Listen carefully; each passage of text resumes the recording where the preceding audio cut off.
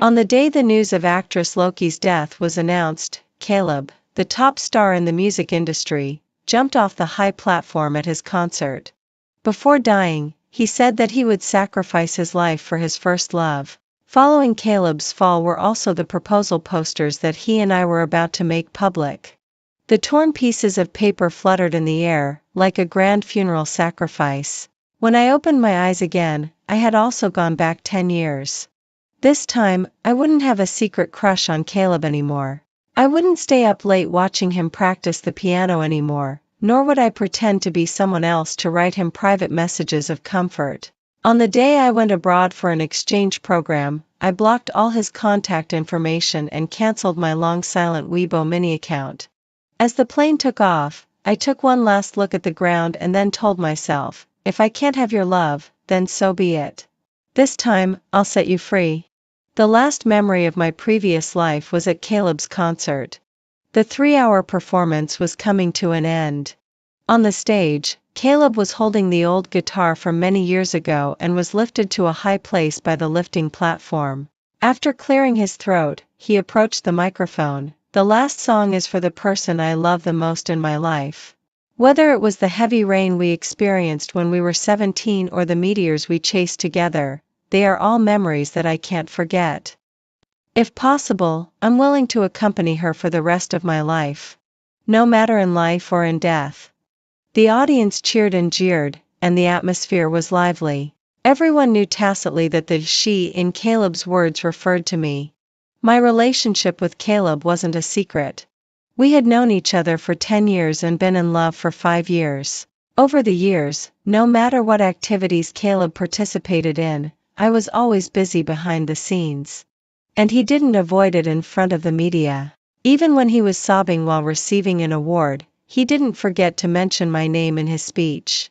People in the world all like happy ending stories, and I was no exception. So when my agent Luna hinted that there would be a special part tonight and asked me to dress up nicely before coming, I was so excited that I tossed and turned all night and couldn't fall asleep. But at this moment, my heart was beating abnormally fast, and my palms were sweaty. Heavy rain, meteors.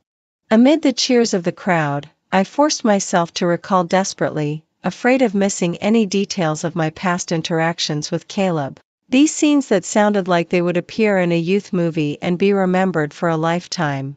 I had absolutely no impression of them at all. Cold sweat soaked my clothes. In a short while, the song came to an end.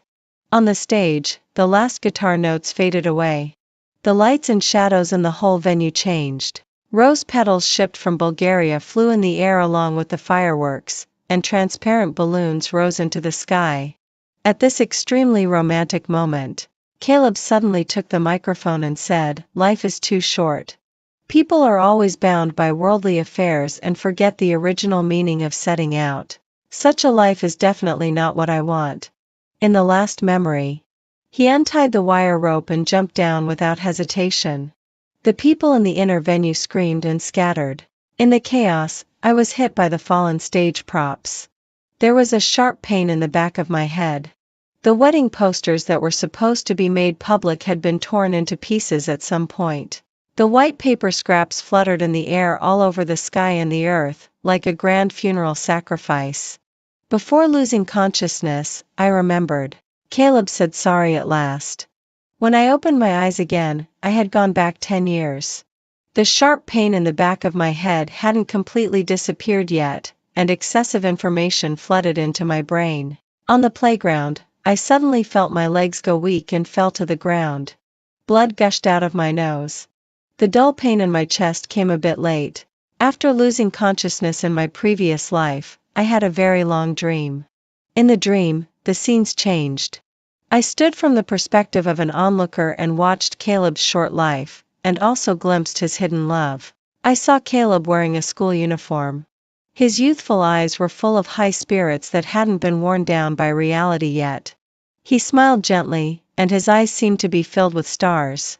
"Loki, I like you. Shall we apply to the same school?" The girl's face turned red, looking surprised and shy. After a long while, she whispered yes.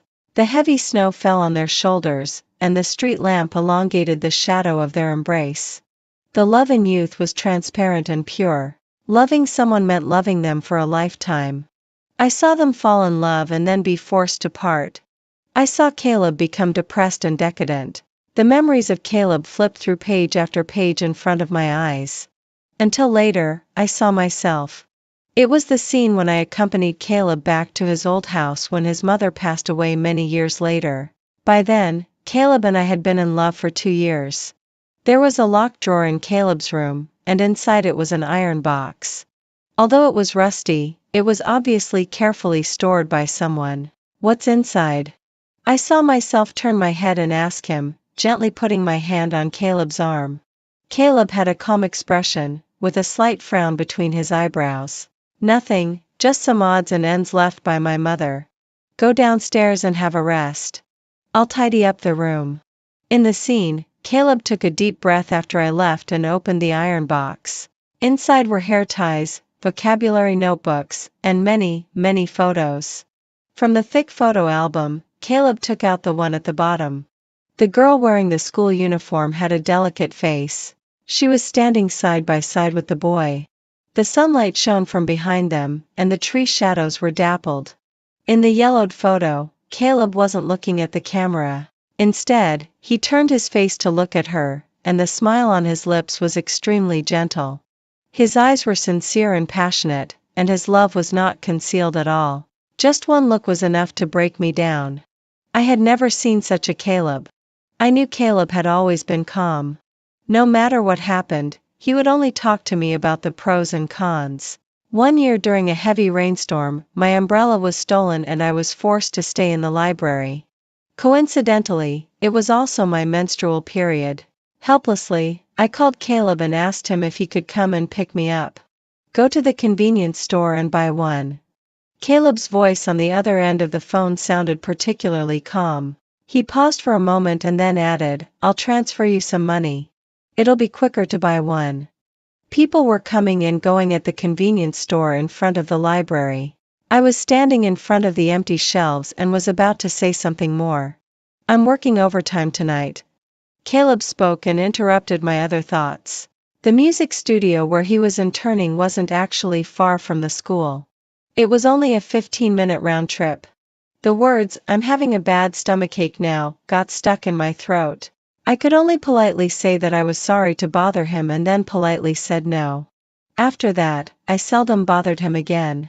Whether it was moving dormitories after graduation or squeezing on buses and subways everywhere to look for a job, I had gotten used to solving problems by myself. However, I didn't expect that. When Caleb's memories flashed by in front of my eyes, I also saw that rainy day. That day, the music studio where he was interning happened to be responsible for producing the incidental music for Loki's new drama. That day, he finally met the person he had been longing for many years. The girl stood in front of him, and the rain was about to wet her long dress. She smiled gently and said, "It's raining heavily outside. I didn't bring an umbrella. Caleb, could you give me a ride?" Caleb didn't hesitate. In the next scene, the umbrella was swaying in the wind, and their bodies were pressed against each other. The heavy rain quickly soaked their clothes. At the moment when their skins touched, their rationality collapsed. In the deserted alley, they kissed passionately in the rain, pouring out their longing for each other after many years of separation. The heavy rain passed through my transparent body, and I fell to the ground. The belated pain pierced through my heart, and tears silently slid down my cheeks. It turned out that love and non-love had always been clearly distinguishable. My 10 years. From beginning to end, it was nothing but a joke. Thinking about the past made my head ache terribly. In the infirmary, I cried myself to sleep in a daze. When I got home, it was already pitch dark. The moment I pushed the door open and walked in, I almost bumped into the person inside. The familiar smell of pine wood wafted over. It was Caleb. There were many pieces of luggage in the living room. Caleb was busy moving them to the guest room. The headache that had just eased came back with a vengeance the moment I saw him. I leaned against the door frame to keep myself from falling. Soon, someone held my shoulder. "Are you feeling unwell?" Caleb walked up to me in a few steps. Hearing his familiar voice, I subconsciously felt like vomiting. I frowned and pushed his hand away. It was as if my instinct told me that only by keeping away from him could I relieve the pain. Caleb's hand froze in midair, his fingertips slightly paused, and he frowned and said, "Do you have a fever? Why do you look so pale?" He ignored my temper and firmly put his palm on my forehead. The moment our skins touched, I remembered that nightmare. The headache stirred up my nerves. I took a half step back and looked at him coldly. "Who are you?" It seemed that Caleb had also been reborn. Only he probably forgot. Today was the day we first met in our previous life. At this time, we were supposed to be strangers. My mother and Caleb's mother were old friends. Taking pity on Caleb's family's sudden misfortune, with his parents one dead and one injured in a car accident, when Caleb's mother was transferred to a hospital in the province for a brain surgery, he was allowed to stay at my home for a while. When we first met, he was working several part-time jobs. There was always a faint bluish tint under his eyes, and he always seemed sleep-deprived. At that time, to him, I was probably as insignificant as many other people who passed by in his life. So he didn't remember these details. But it didn't matter. It was better that he didn't remember. I looked at him, gritted my teeth, and then said word by word to draw a clear line between us. "I don't like being touched by strangers. Your actions are very offensive to me." Caleb probably didn't expect that I would say such things. His eyes were blank for a moment, and he just looked at me silently. There was only a short distance of 1 meter between us, but it seemed to span 10 years. In the quiet space, his face looked young, but his eyes were no longer the same as before. I suddenly realized that perhaps Caleb had actually changed a long time ago. The person I liked was no longer there. I just never noticed it. My eyes couldn't help but feel sour and swollen. I bit my teeth hard to hold back my emotions, for fear that I would suddenly break down. During the confrontation, Caleb finally spoke. "My mother has been transferred to the Provincial People's Hospital for hospitalization. I may have to trouble you during this period. I heard that you're in Senior 3 now. I'll try my best to stay in the hospital and won't disturb you while you're reviewing." He spoke slowly, as if he was explaining and also seemed to be testing. "But do you really not know me? I'm Chunk. Do we have to know each other?" Before my emotions collapsed, I interrupted his words, took the school bag off my shoulder, and didn't look at him again. "I'm not interested in your affairs. Please step aside and don't block the way." Fortunately, Caleb's cell phone rang. "Are you a family member of Cheng Jingwen? The patient's condition is not good now. Please come to the hospital as soon as possible." The voice on the other end of the phone was extremely anxious. Caleb's hand trembled violently when he hung up the phone. He had just wanted to say something to me, but now he couldn't care about anything else and rushed out in a panic. The moment the door closed, I finally let down my guard. Tears burst out like a flood. I didn't expect the reunion to come so suddenly. The scenes of the previous life were still in front of my eyes, and the bits and pieces of the past uncontrollably emerged in front of me. I thought that maybe my headache was too severe. Otherwise, why couldn't I stop crying? At a certain moment, I really wanted to take off all my disguises and question him about everything in the previous life. But I knew better. Questioning him was meaningless. In this world now, none of those things had happened yet. Rather than getting entangled again, it would be better to cut off all ties from the very beginning. After that headache, it seemed that I had lost a part of my memory. The scene of my first encounter with Caleb was replaced by new memories. I began to hardly remember what Caleb looked like when I first met him in my previous life, nor could I recall what mood I was in at that time. Perhaps even God thought I was pitiful, so everything was brought back to the starting point. Caleb was really living in the hospital as he had said, and I hadn't seen him for a long time. I ate, went home, read books, reviewed, and did numerous mock exams all by myself. During those late nights when I was writing vigorously, I no longer worried about whether Caleb had eaten on time when he had a stomachache, nor did I worry about whether he had taken an umbrella when the weather was bad. I thought that this life would be like this. Until the day when the mock exam results came out. The consecutive days of staying up late had drained all my energy. When I woke up in a daze with my head on the desk, Caleb was right beside me. Awake? Go back to sleep for a while. He spoke in a familiar tone, marking the mistakes on the paper as if he was writing something. The light shone down from above his head, casting a shadow over his eyes. In my previous life, it was probably around this time that I fell in love with Caleb. He had excellent grades. Perhaps to repay my mother's help, no matter how late he got home from work, he would still explain the questions to me. One day, he was so sleepy that he fell asleep on the desk during the intervals when I was solving problems. The evening breeze was gentle, blowing over the pages of the book. Fortunately, this body hadn't completely forgotten the knowledge points. I could recall the blurry examination points after reading them a few times. I stayed up many nights, sorted out and summarized the knowledge points again, and managed to bring my grades back to the previous level before the mock exam. On the night when the results of the third mock exam were announced, I met Loki. The girl was wearing a long dress and standing downstairs of my house. Her long hair was loose and floating in the wind. She was so pretty and eye-catching, almost the same as in Caleb's memory. However, she didn't look happy. She had her hands folded across her chest, and her beautiful eyebrows were furrowed. I've already told you that I'm going to sign up for a tour group to travel during the summer vacation. Are you going or not? A 7-day tour group only costs 8,000 yuan. Can't you afford that?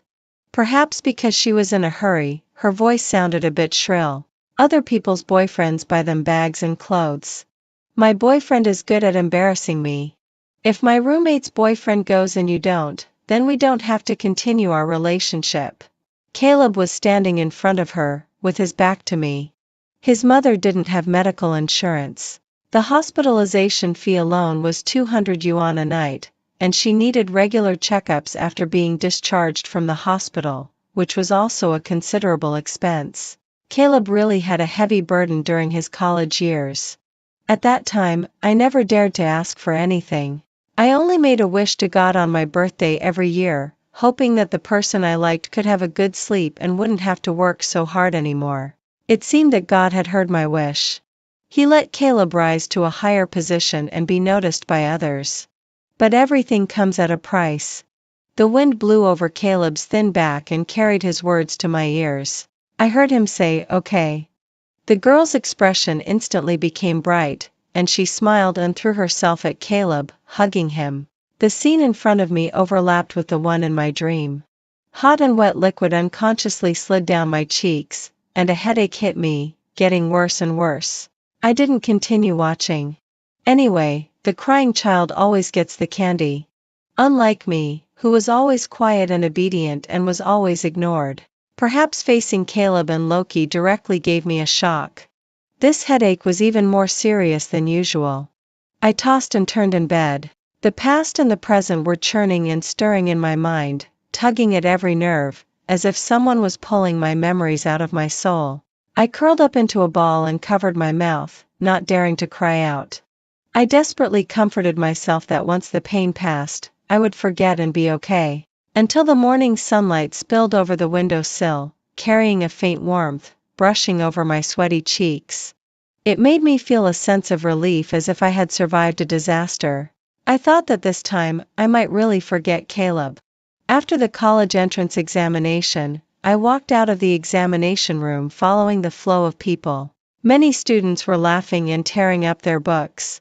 The wind blew, and the torn pages of the books and the rose petals on the campus fell together, swirling in the air. The night when I met Loki seemed to have made me forget a lot. I forgot why I had liked Caleb and also forgot those silent unrequited loves. A large part of my soul that had been pulled away became blank and transparent. Even if I saw scenes similar to those in my previous life now, I could control myself and not recall them anymore. I didn't look any further. There were quite a few parents waiting to pick up their children at the entrance of the examination room. I walked straight through the crowd. I knew that my mother wouldn't be among them. My parents divorced when I was very young, and I lived with my mother.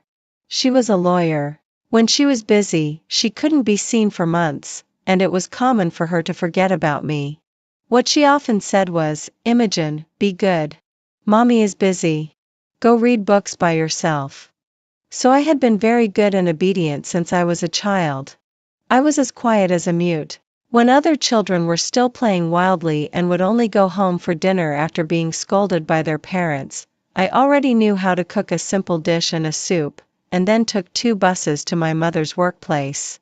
My mother's colleague also said, "Imogen is so good. She has been sensible since she was a child. Unlike my child, who is always a headache every day." The one who spoke was Aunt Lynn. I had met her daughter. She was 1 year younger than me. Whenever she did poorly in an exam, she liked to act coquettishly towards her mother, so Aunt Lynn's raised hand always couldn't bring itself to land on her in the end. At that time, Aunt Lynn was always feeling exasperated. But she didn't know how much I envied her daughter. It was a long time later that I realized that in my failed relationship with Caleb, the influence of my original family could be seen everywhere. I hadn't learned to express my own needs.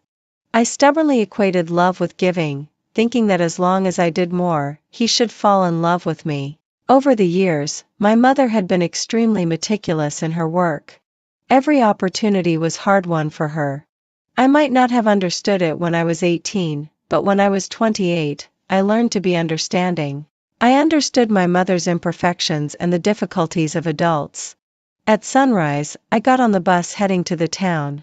The bus swayed as it drove along the country road, like a ship sailing towards the sun. I turned my head and waved, and saw the little old lady secretly wiping her tears again. In life, there are always more partings than meetings. But fortunately, this time I still had a lot of time. I didn't come back until it was almost time for school to start. In this life, I was admitted to Lund University as I wished. The school is located in a coastal city in the south, with very beautiful scenery. I used to take the bus alone to see the sea often. According to my memory, Caleb's mother should have been discharged from the hospital by this time, and Caleb had also moved away from my home. I hadn't had a headache for a long time, and my memories were no longer clear. The moment when our life trajectories intersected in my previous life had been cut off by me personally. The story between Caleb and me should have ended here.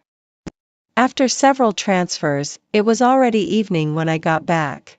When I opened the door, I saw my mother, whom I hadn't seen for a long time, at the entrance. Her luggage was scattered in the aisle, and there were so many documents that they were almost falling out of her bag, as if she had just rushed here from somewhere. She was dressed in black, with a heavy look of tiredness on her face. Caleb's mother passed away. It happened in the early hours of the morning. She couldn't be rescued. "I'm going to the hospital now."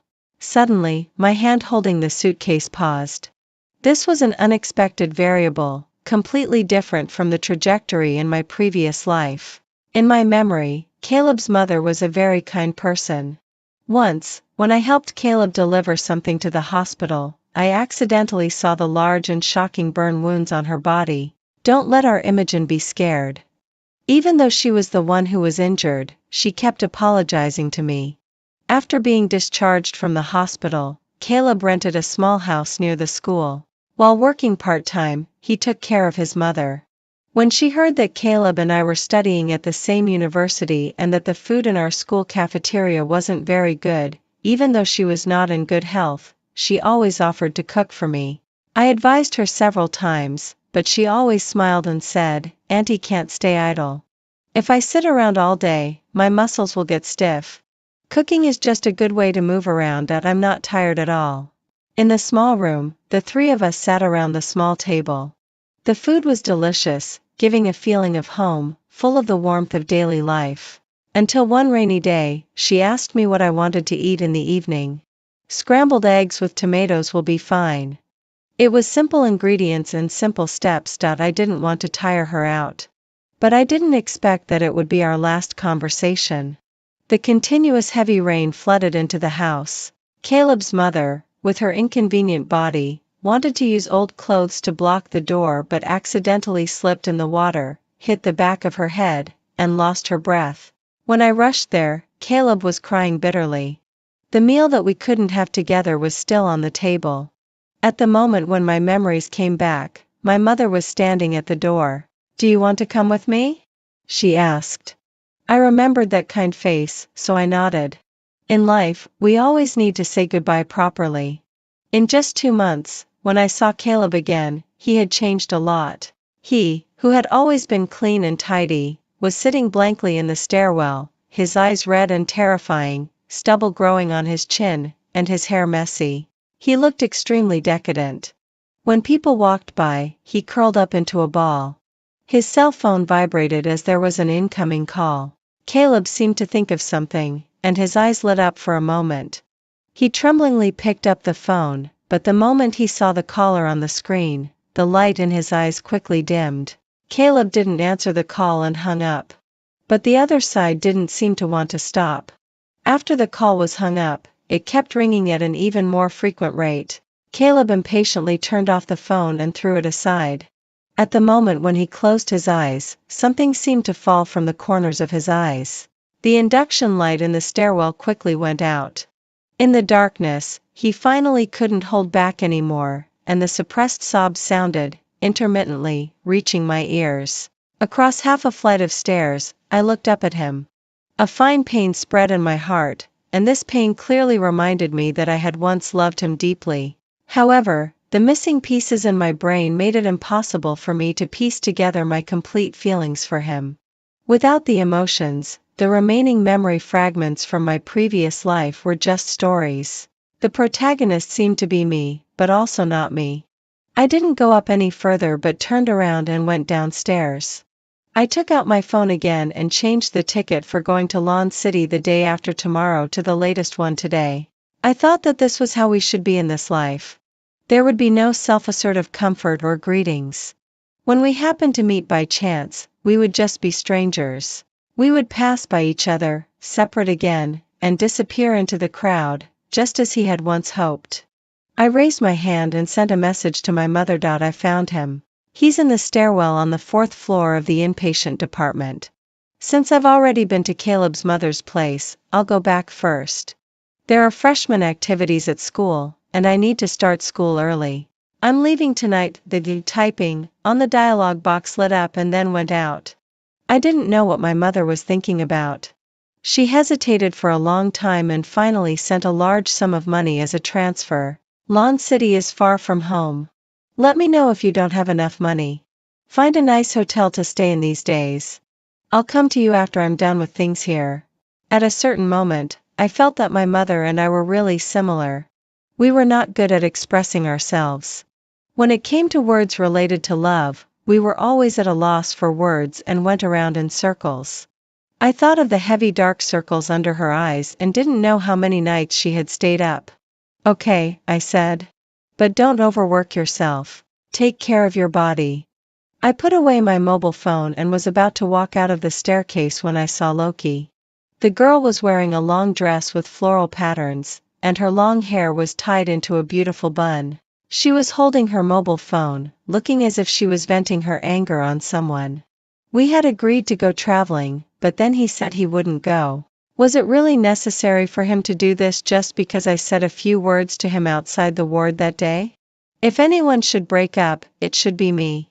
Why did he break up with me just like that and even hung up on me? What's the point? I'm just not willing to swallow this anger. The sound of her leather shoes rubbing against the ground made a tapping noise. I withdrew my gaze and didn't look at her anymore. When we passed by each other, however, she stopped me. "Wait a moment." Loki turned around to look at me, with an unfriendly look in her eyes. There was silence in the air, and I didn't plan to stay longer. But when I turned around, she grabbed the corner of my clothes. "I remember now. Aren't you that? You something? This is Caleb's mother's ward. Why are you here?" She looked me up and down, and there was a sudden realization in her eyes. Her tone instantly became sharp with anger. "I see. Did you say something to Caleb? Otherwise, why would he suddenly break up with me for no reason?" "No." Perhaps it had been too long since I last saw someone from the past. Fragments of memories that remained in my mind suddenly emerged and spun around in my head without warning. My brain started to ache after a long time, and my nerves were pulled. I didn't have time to answer, but Loki thought I was avoiding the question. I've long felt that he was acting strange. He wouldn't even let me look at his phone. It seems that he had already hooked up with you a long time ago. That whole brother and sister thing is just disgusting to hear. As if her suspicion had been confirmed, her voice became even more shrill. You're really something for living with someone else in senior year of high school. Are you addicted to being a mistress? Gradually, people gathered around. Those who were watching the fun surrounded the outside of the staircase, and some people were even recording videos with their mobile phones all the time. With people watching, Loki became even more energetic and loudly condemned me in front of the crowd.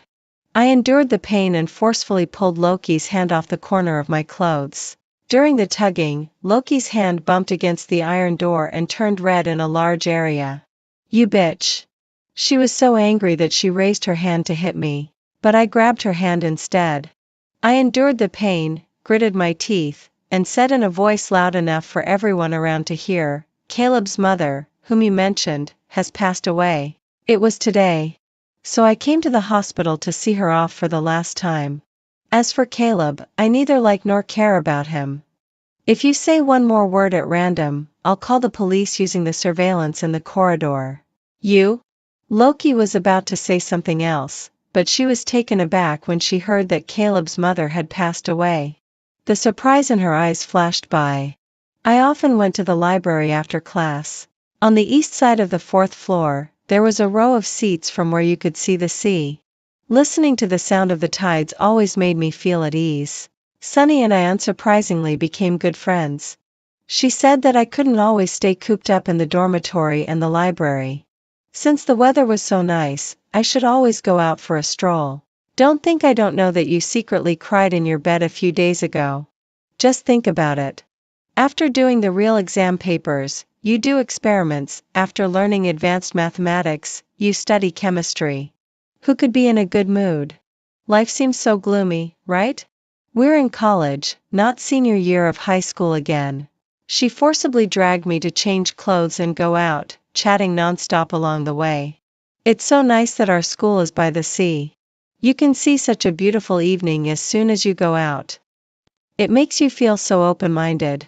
You just haven't adapted to the new life yet. College is the time to do some youthful things. Otherwise, when you're old and look back, there will be nothing. What a pity. Sister will take you out to see the world today. The cafe at the school gate has a new resident singer.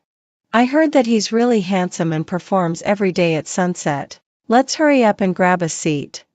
She pulled me and ran on the beach, and our feet sank into the soft fine sand. The cafe had rows of light blue sofa chairs placed on the beach. By the time we arrived, quite a few people had already gathered around. The sea breeze blew gently, and the afterglow of the setting sun fell softly, coating everything with a faint golden hue. It was incredibly romantic. Look, that's him. I followed the direction Sunny pointed and saw someone holding a guitar on the stage on the second-floor rooftop. Caleb's appearance suddenly crashed into my eyes.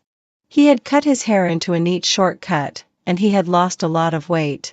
His eye sockets were deeper, his nose was high and straight, and his jawline was sharp. He was lowering his head to adjust the equipment. Some girls around said, "Oh my God, this lead singer is so handsome." Yeah, that's right. I came here just for him. That self-composed song of his last time was so beautiful. I even cried. It said that it was adapted from his own unrequited love experience. It seemed to be called Summer Night or something. Unrequited love? Then did he succeed in winning the person's heart later? I don't know. But if it were me, I would definitely be deeply touched. People kept taking their seats around. Someone reminded him that it was almost time and he could start. Caleb's hand stroked the strings, and the sound of the guitar came from the speakers. In the sky full of rays of light. The setting sun was behind him, about to sink below the sea level. The sea breeze blew up the corners of his clothes, and transparent bubbles were flying around. Time and space seemed to overlap briefly. That song, Summer Night, which was originally supposed to be sung for me, came back to me in such an absurd scene after an interval of a lifetime. He sang with deep emotion, and the familiar words fell into my ears one by one. But Caleb, since it was wrong from the beginning, how could the process be right? Suddenly, there was a heavy note on the guitar in the speakers, and the song that was halfway through stopped. Caleb finally noticed me. He couldn't open his mouth for a long time and gradually his eyes became red. The audience in the audience was confused at first, and then some people shouted at him a few times, asking him to continue. But he didn't continue. His hand holding the guitar was shaking violently, as if he was crying. "Why are you crying, Caleb?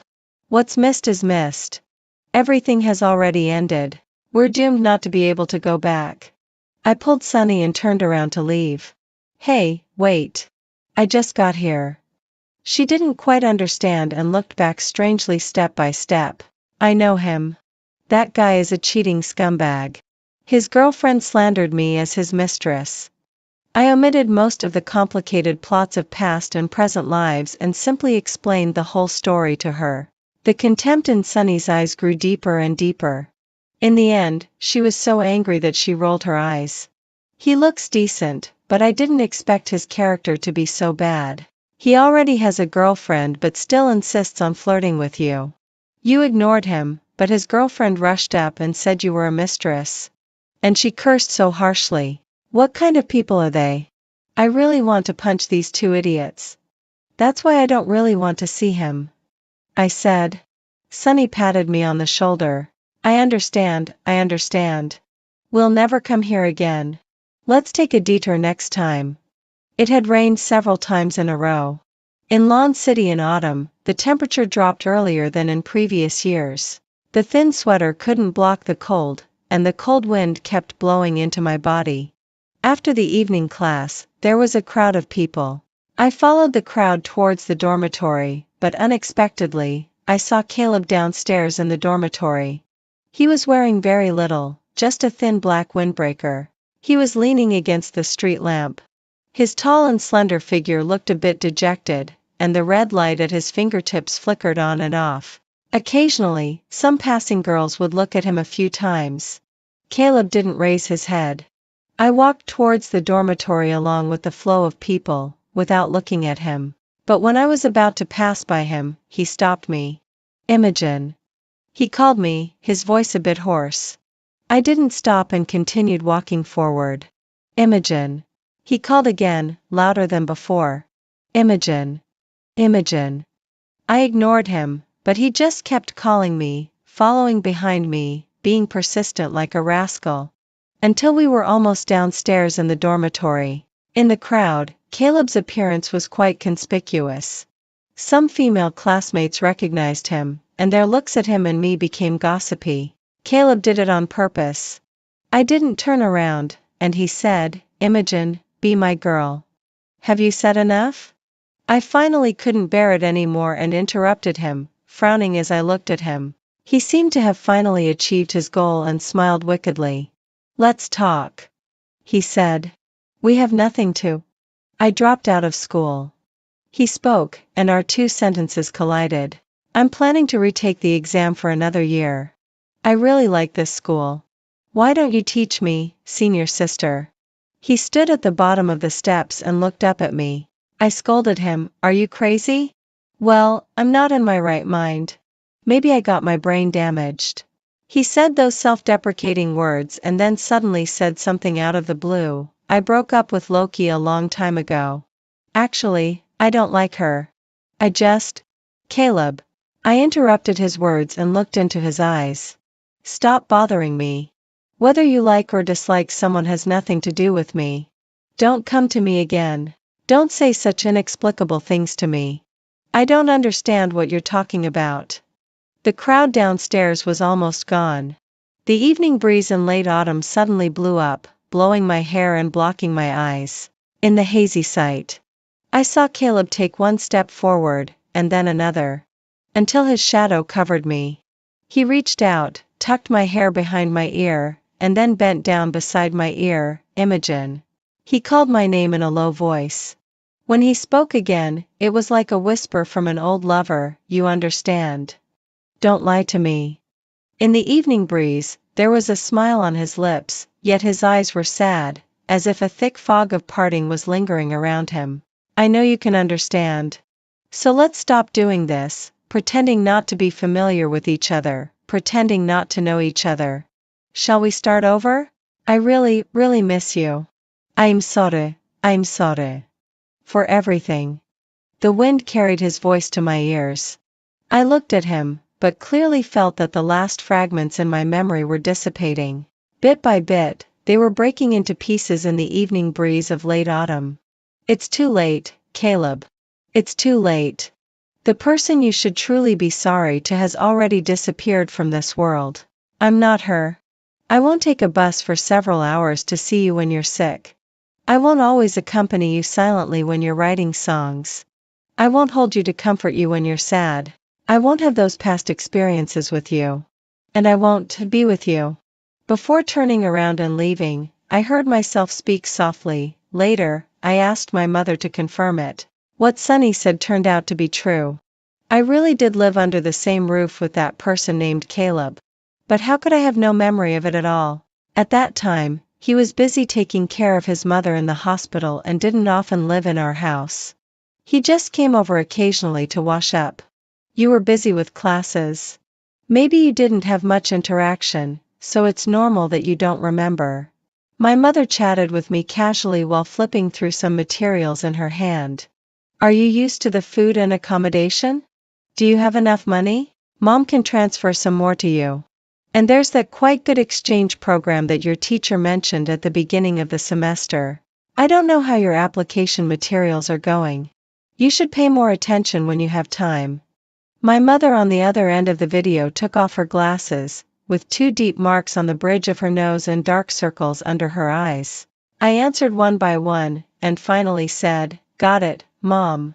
I'm going to turn off the light. You should also go to bed early." The call was hung up before the lights were turned off. I lay on the bed and stared at the ceiling for a while. It was just strange.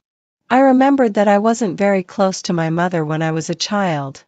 I was always a bit afraid of her back then. Since when did our relationship start to improve?